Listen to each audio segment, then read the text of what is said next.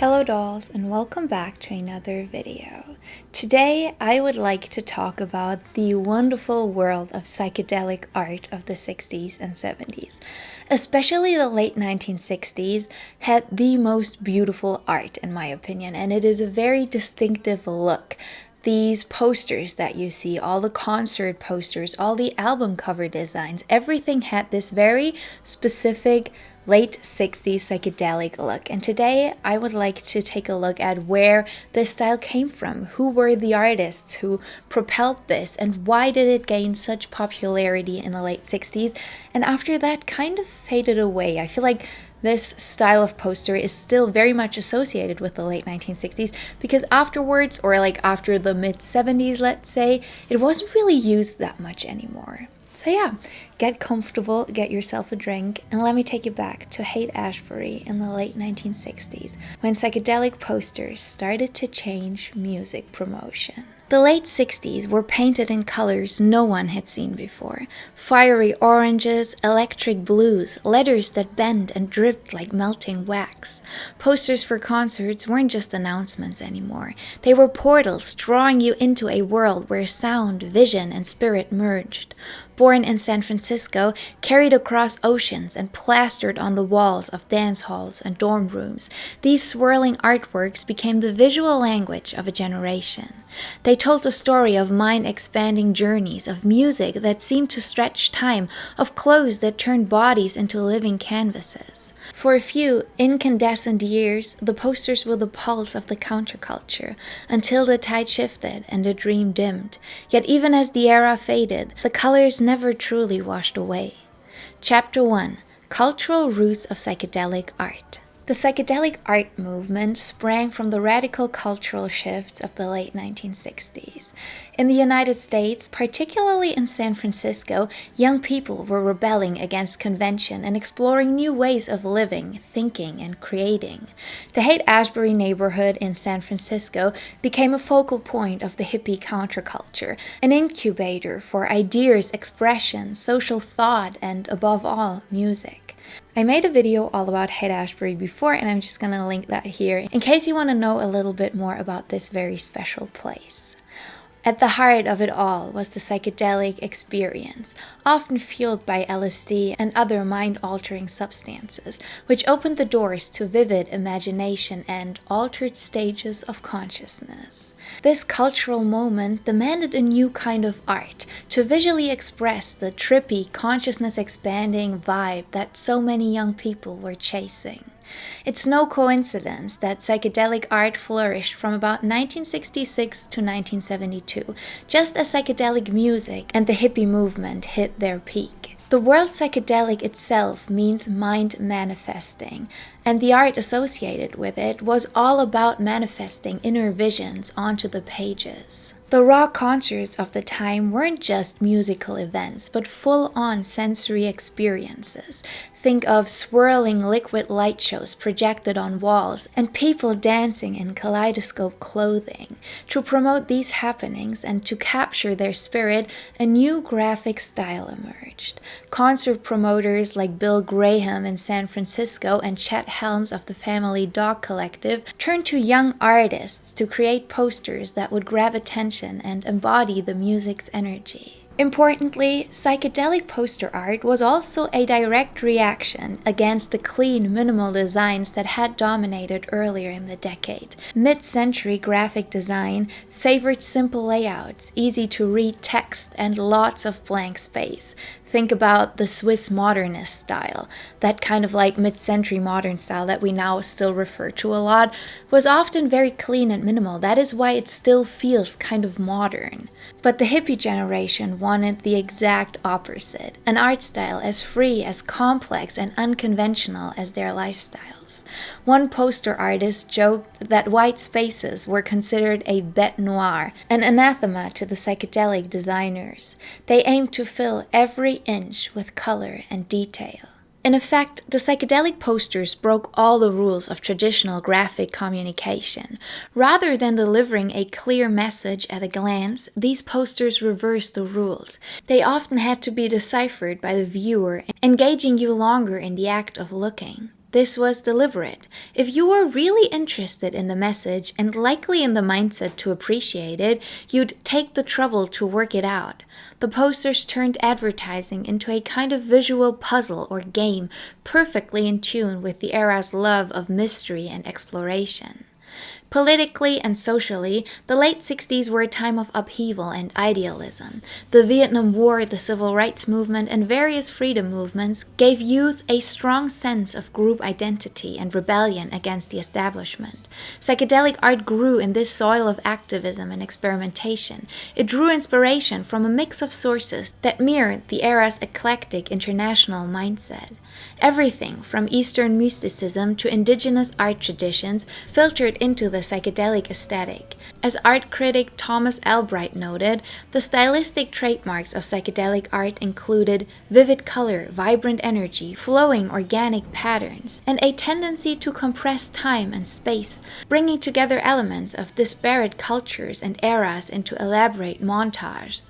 In other words, psychedelic art was a visual melting pot, just like the counterculture itself, which embraced everything from Indian sitar music to Native American symbolism. All these cultural currents fed into the look of psychedelic posters, making them rich with references and out-of-this-world imagery. Chapter 2. The Psychedelic Look, Style and Inspiration.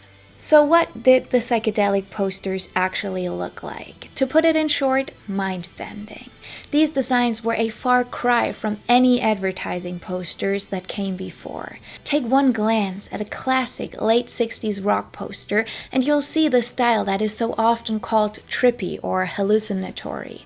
The colors are ultra bright and often clashing, electric oranges, magentas, and acid greens swirling together in intense contrast. Artists like Victor Moscoso became known for using vibrating color combinations, pairs of colors that were so intense and close in value that they seemed to pulse against each other on the page. This high-contrast, day-glow color palette was no accident. It was aiming to visually simulate an LSD trip, or as one designer put it, to create, quote, a bold visual chromatic statement inspired by psychedelic experiences. In fact, poster pioneer Wes Wilson admitted that this playful use of wild colors was, quote, dictated by his own visual experiences with psychedelic drugs, mostly LSD. So, those intense oranges and blues weren't just for show. They were meant to convey the altered perceptions and sensory overload of hallucination. But color was only one aspect. The lettering on psychedelic posters was equally radical. Instead of clean, blocky texts, the posters featured letters that looked like they were melting, swirling, or growing organically out of the background. Wes Wilson is often credited with inventing this psychedelic font style, his letters warped and curled as if they might drop off the paper. Reading them can often feel like trying to read smoke or a liquid. This too had historical inspiration. Wes Wilson derived his lettering from a Vienna secessionist type design by Alfred Roller, dating back to 1903. In other words, he reached back to turn-of-the-century art for inspiration. Many of the psychedelic artists took inspiration with Art Nouveau, the decorative art style of the late 1800s known for its flowing lines and ornate typography. If you've seen Alphonse Mucha's posters of elegant women with swirling hair, you can spot the influence in the 1960s psychedelic posters. The swirling feminine images of Mucha's Art Nouveau style are clearly echoed in the fluid shapes and lettering of the 1960s design. It's almost like psychedelic art is an homage to Art Nouveau, kind of like Art Nouveau but on acid. So, the psychedelic look was partly a revival of earlier art movements. Artists borrowed from Art Nouveau, as well as from other historical styles like Victorian and Wild West poster art. They loved the old Victorian-era fonts and engravings, things that felt lush, mysterious, or counter to mid-century modernism.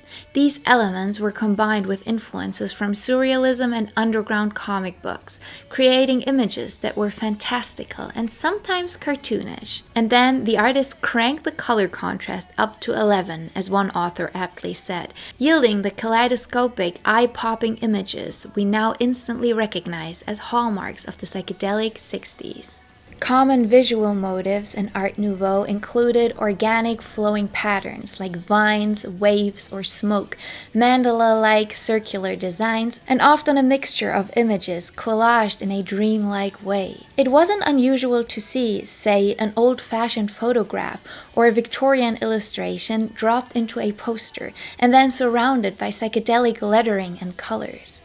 The San Francisco artists Alton Kelley and Stanley Mouse famously scavenged public libraries for odd vintage images to incorporate into their posters. For example, Kelley and Mouse once took a 19th century skeleton illustration from an old medical textbook and turned it into a dancing, flower-crowned Grateful Dead icon, creating the famous Skeleton and Roses poster for a 1966 show. The kind of time-warping collage was very much in line with the psychedelic spirit, mix everything together, past, present, and future, the mystical and the modern, in a single, vibrant composition.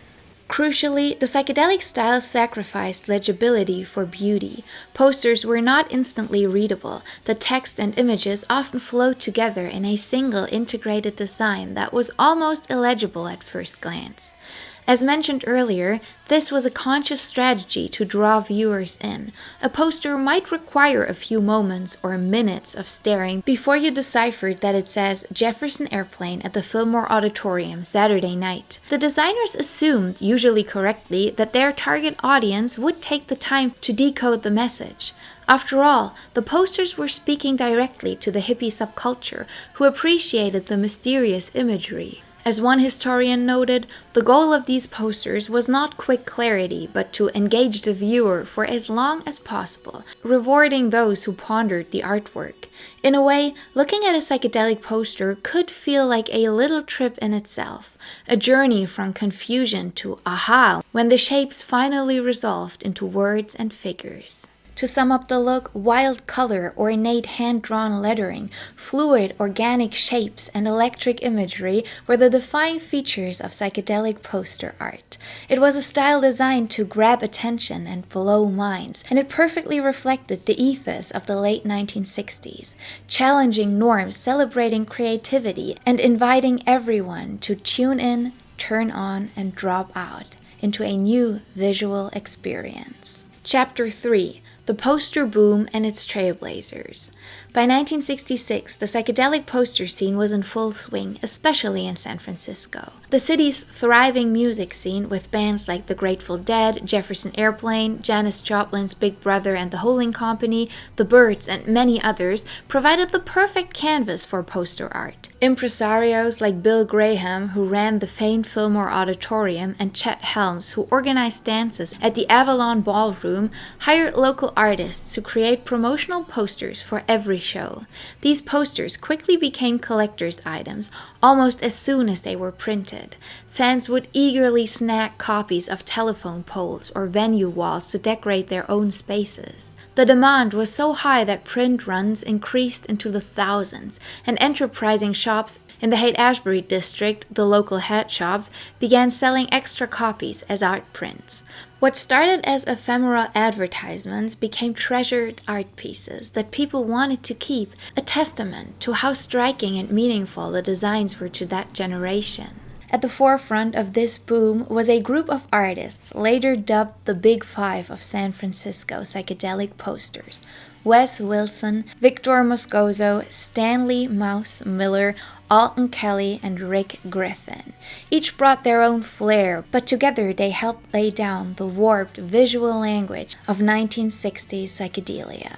Those bright inks and barely legible lettering that perfectly complemented the era's revolutionary music. Often called the pioneer of psychedelic poster art, Wes Wilson, born in California in 1937, virtually invented the classic psychedelic lettering style. He was incredibly prolific, designing posters for Bill Graham's Fillmore nearly every week in 1966 and 1967. Wilson's posters, packed edge to edge with curving text and vibrant swaths of color, set the template for the scene. He drew inspiration from Art Nouveau posters and Alfred Roller's typography, as noted earlier. By 1967, his work was so influential that when he briefly stopped creating posters, another artist, Bonnie MacLean, had to step in to fill his shoes. And then there was Victor Moscoso, a formally trained artist. He actually went to Yale, and the only of the big five actually born outside of the US. He had been born in Spain in 1936. Victor Moscoso was known for using vibrating color effects. He would place intense complementary colors together, like magenta on blue, to create a pulsing optical effect that almost hurt your eyes in a fun way. Moscoso's posters for the Avalon Ballroom often featured more abstract or geometric patterns and innovative typography. He also had a hand in making underground comic art later, but in the poster world, he's remembered for pushing color boundaries and for his distinctive, sometimes more minimalist layouts amid the chaos. Stanley Mouse and Alton Kelley, both born in 1940, were arguably the most famous duo in Haight-Ashbury. These two often collaborated, although they did some individual work as well. Mouse, a nickname, his real name was Stanley Miller, had a background in hot rod art and airbrushing, while Kelley was more of a collage artist. Together, Mouse and Kelley produced some of the most iconic images of the era's rock posters. For example, as said, they created the famous skull and rose motif for Grateful Dead and the wildly patterned Zigzag Man poster, adapting the logo of a rolling papers company into a psychedelic concert announcement. As mentioned earlier, they love to incorporate found images from old sources like Victorian illustrations, vintage photographs, or even corporate logos, and transform them with their psychedelic flair. Their work symbolized the playful recycling of pop culture that psychedelia often embraced. Coming out of the Southern California surf art scene, Rick Griffin, born in 1944, brought a very illustrative, comic book style to psychedelic posters. His posters often featured fantastical creatures, eyeballs, and lettering that looked like it was alive.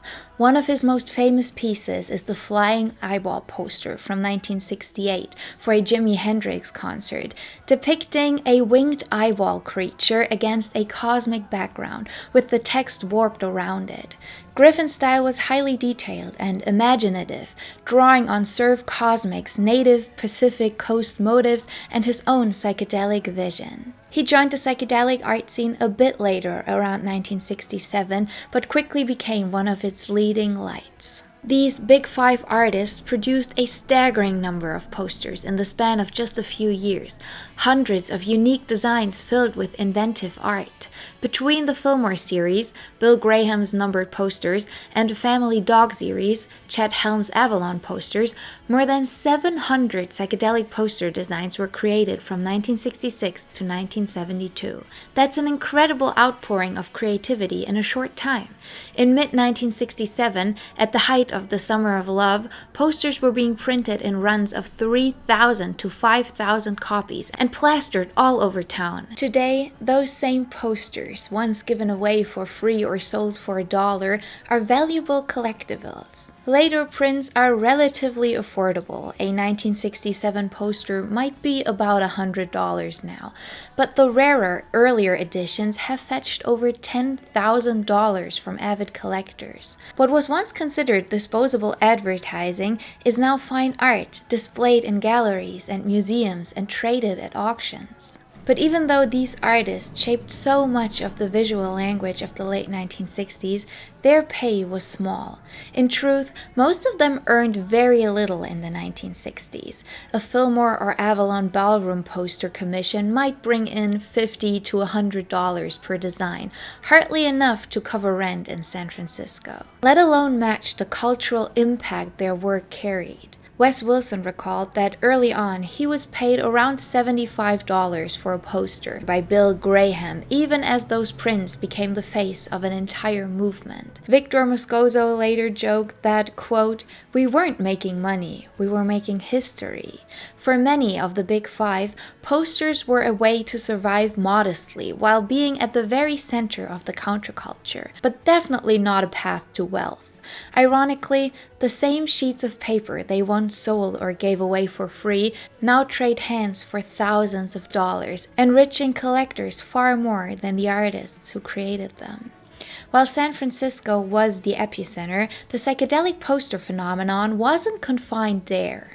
Other cities developed their own scenes. In nearby Los Angeles, artists like John Van Hammersveld created memorable posters, like for example the famous psychedelic Bob Dylan poster with the rainbow hair, which came as an insert in Dylan's 1967 Greatest Hits album. In Detroit, artist Gary Grimshaw crafted psychedelic posters for rock shows at the Grand Ballroom, tailoring the style to Michigan's rock and roll crowd.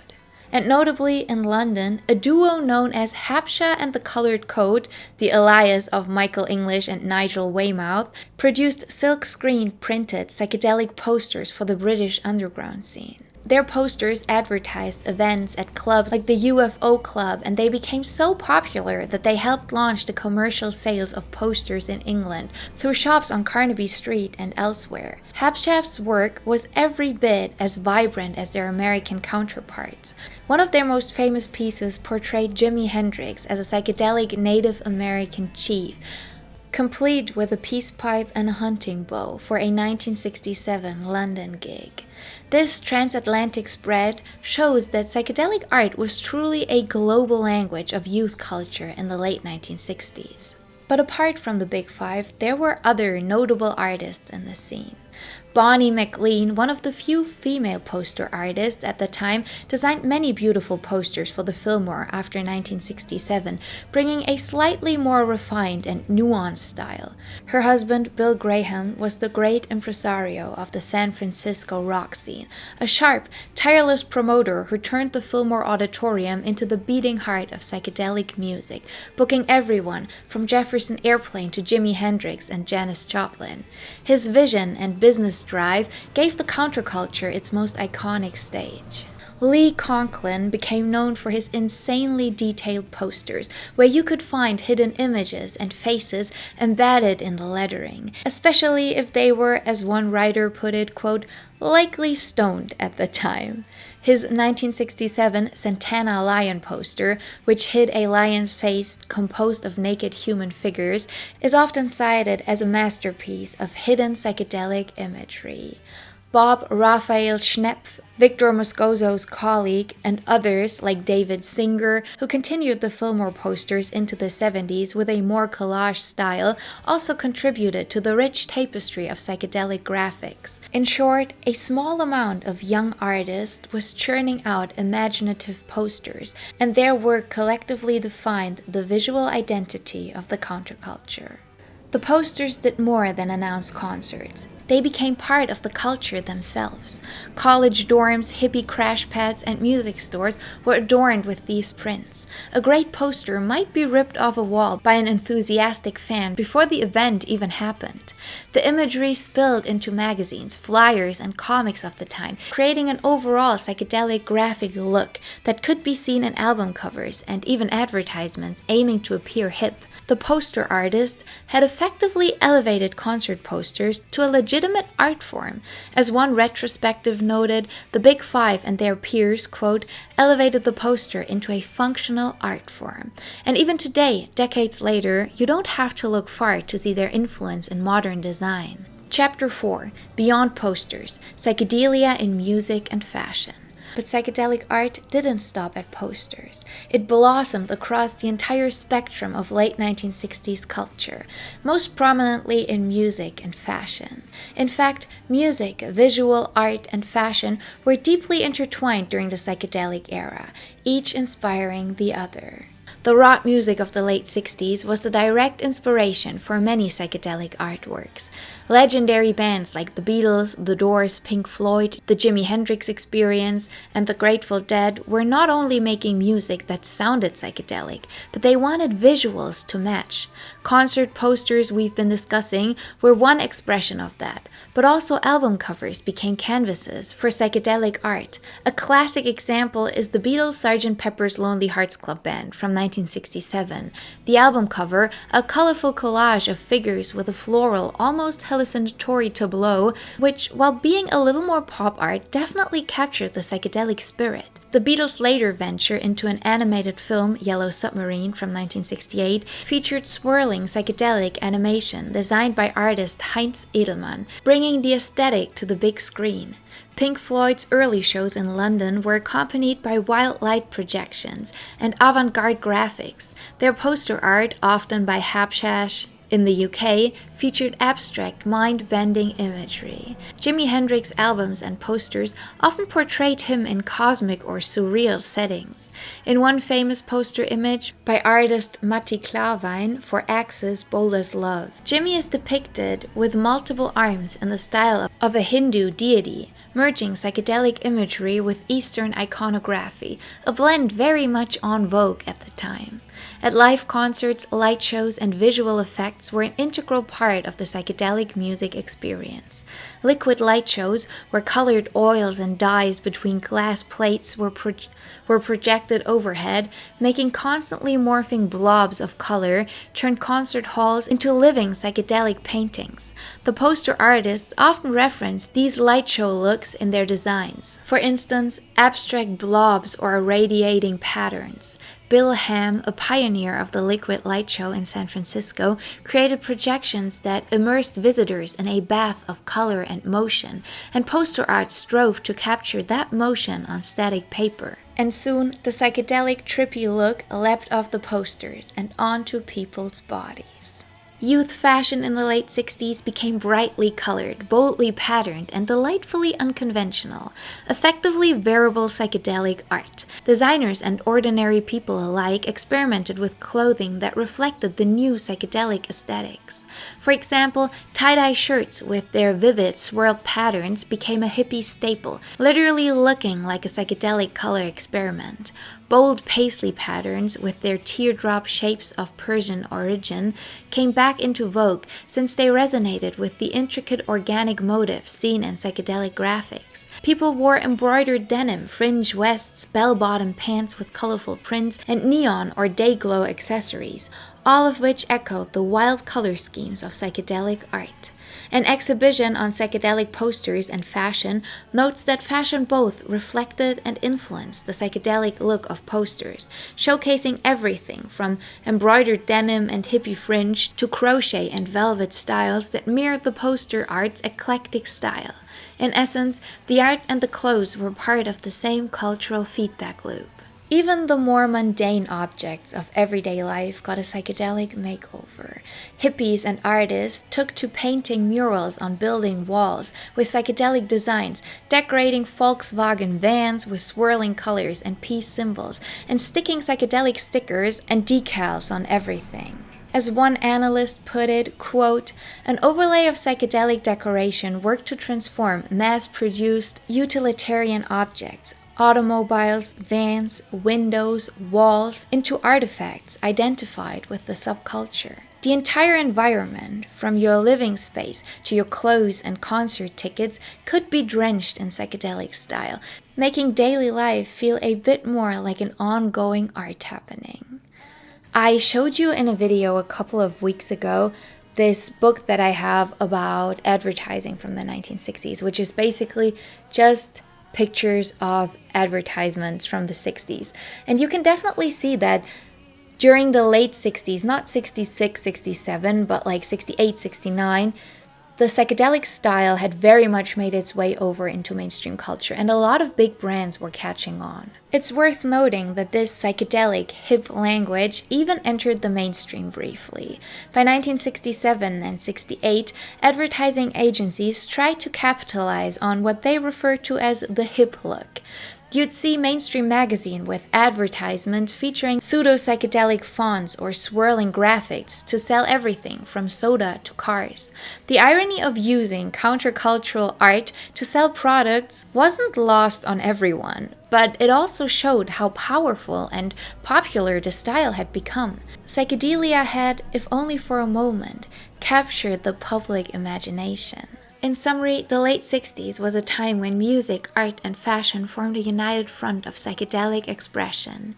You could go to a concert and see a liquid light show on stage, wear your tie-dye shirt and beads, and pick up a fantastically illustrated poster on your way out, each piece reinforcing the others. This synergy helped psychedelic art permeate youth culture. The posters themselves often featured musicians and references to music in album art, promotional posters, and all that stuff. And conversely, musicians took cues from the visual art for their own presentation. It was a complete aesthetic ecosystem, all celebrating a freer, more colorful way of life. Chapter 5: The Fade Out, Decline and Lasting Legacy. Like a brilliant flash, the psychedelic poster movement burned intensely in the late 1960s, but then began to fade as the new decade arrived.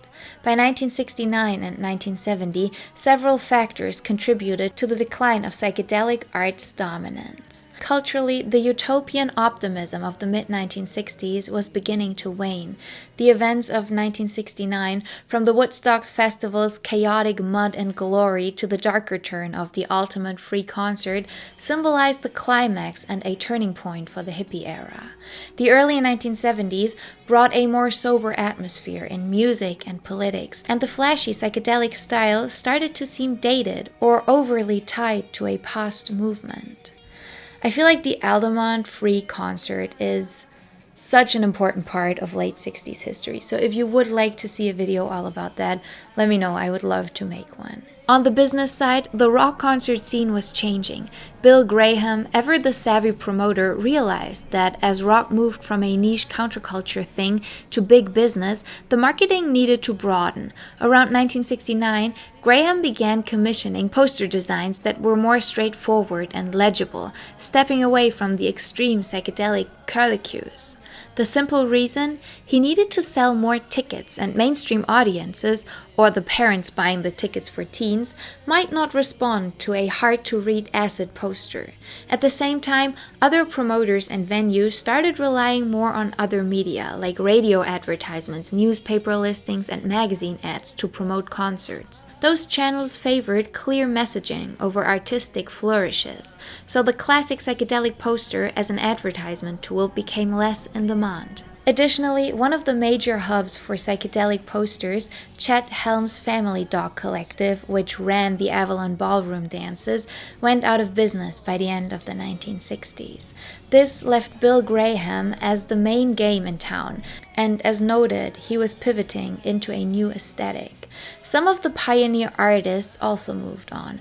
Wes Wilson, for instance, had a falling out with Graham in 1967 and eventually drifted away from the poster scene, moving to a farm in rural Missouri in the early 1970s. Rick Griffin went back to Southern California. Others like Mouse and Kelley found fewer poster gigs and shifted into designing album covers and other art endeavors. The Big Five's era was essentially over by 1970, as their styles evolved or they pursued different paths. Another sign of the times, the very music that inspired psychedelic art was evolving. By the early 70s, the raw psychedelia of 1967 had morphed into new genres: hard rock, heavy metal, prog rock, folk rock, and so on. Bands like the Grateful Dead survived and kept some psychedelic visuals. Their crews still used tie-dyes and skull imagery, but many new popular bands didn't identify with the hippie visuals. The design trends of the 70s started favoring either slicker photo-driven graphics or, conversely, the emerging punk DIY aesthetic later in the decade, both very different from the ornate 1960s look. Simply put, taste changed. By around 1972, the psychedelic poster movement was largely considered over. Its original run done in by changing business practices and cultural shifts. But that's not to say it was forgotten. Far from it. The legacy of psychedelic art is significant and enduring. For one, the posters themselves became prized collectibles and were soon recognized as important pieces of graphic art history. In 1987, the book The Art of Rock by Paul Grushkin was published, cataloging the entire spectrum of rock posters, with a huge section all about the psychedelic years. Exhibitions and galleries began to display psychedelic posters as work of art by the late 1980s and 1990s. In recent years, major museums like the Victoria and Albert Museum in London, the Smithsonian, and the De Young Museum in San Francisco have hosted exhibitions celebrating these posters as iconic cultural artifacts. Design-wise, psychedelic art opened the door for greater creativity in graphic design. It showed that posters and album covers could be experimental and still connect with an audience. The ripple effect can be seen in many later art movements. For example, the 70s and 80s had occasional psychedelic revivals. Think of the vibrant, hand-drawn concert posters of the punk and new wave scenes, some of which took inspiration from 60s artists, or the acid house graphics of the late 80s rave scene, which often reused psychedelic colors and smiley face motifs. Even today, you'll see modern bands commission gig posters that deliberately reference the 60s psychedelic style as a kind of retro cool. In fashion, the legacy also lives on whenever tie-dye comes back into style, which seems to happen every few years, or when high-fashion designers incorporate psychedelic prints into a collection. The notion that no color is too loud and no pattern too busy traces back to the trail blazed in the late 60s. Perhaps most importantly, the psychedelic poster era left a lasting mark on the idea that visual art can be a powerful part of a social movement. The posters were accessibly distributed art. They weren't locked away in galleries or museums. They were on the streets for everyone to see, enjoy, and even take home.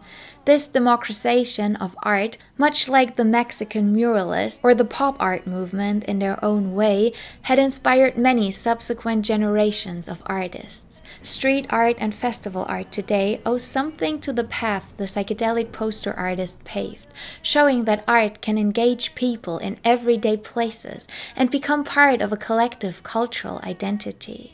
In retrospect, the psychedelic art of the late 1960s was a short-lived blaze of glory, only a few years in the spotlight, but its impact was huge. As one exhibit curator noted, those free-form posters, quote, mirrored the optimism of the era, and even decades later you don't need to look far to see their influence. From the resurgence of vintage posters collecting to modern digital art that emulates kaleidoscopic patterns, the spirit of 1960s psychedelia continues to echo. The story of late 60s psychedelic art is one of explosive creativity, fueled by a cultural moment unlike any other. Born of social upheaval, new music, and mind-expanding influences, the movement gave rise to artists from Wes Wilson and the San Francisco Big Five to counterparts across the ocean, each shaping a visual language that turned rock posters into Art Nouveau in their own right. Its inspirations ranged from the ornate flourishes of Art Nouveau to the very real visions of an LSD trip, all combining to produce images that seemed alive with color and motion. These posters were never confined to gallery walls. They were splashed across concert halls, dorm rooms, and album covers, t-shirts and painted cars, inseparable from the music and fashion of the time. And like any good trip, the blaze eventually dimmed, the style fading in the early 70s, as the high ideals of the 60s gave way to harder realities. Yet the end of the craze was never the end of its influence. The legacy endures in the valuable prints now sought by collectors, in the retrospective hanging in museums, and in the way tie-dye pattern or a swirly font can still whisper psychedelic. What began as simple concert posters became emblems of a generation's imagination and ideals. Even now, more than half a century later, the colors continue to speak, urging a pause, a closer look, a different way of seeing. The old mantra still lingers in the air: tune in, turn on, drop out.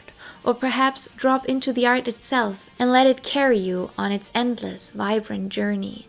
The trip was brief, but the colors never truly faded. So that is it for today's video. I really hope you enjoyed it. I wanted to take a deep dive into the psychedelic art of the 60s and 70s because I feel like it is so important for the time and to understand the visual language.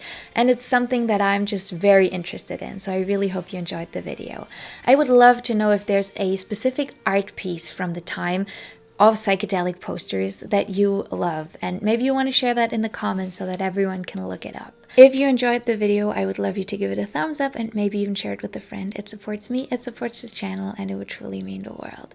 If you like what you saw, consider subscribing, sticking around. I make videos all about the 60s and 70s every single week, and I would love to have you around. I hope you have a beautiful day. Go out, enjoy the sunshine. Take yourself some time to focus on you and your mental health today, and I will catch you in the next video. Bye, dolls!